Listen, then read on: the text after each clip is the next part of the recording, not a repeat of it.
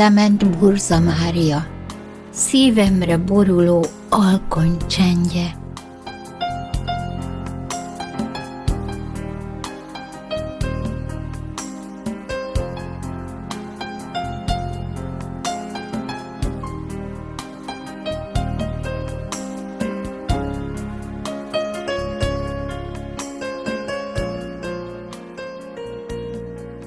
Magányom látogatója a holnap,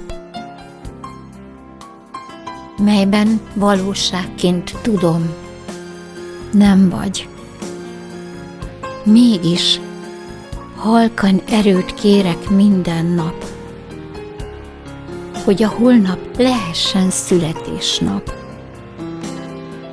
Nem bújhatok el örökkön át az álmok varázslatos világába.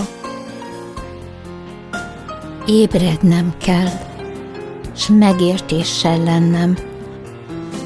A várt holnap még oly távol, messze. Szívemre borul most az alkony csendje, de a mélyről még vágyak felfénylenek. Jöjj hozzám közelebb, altass el csendben.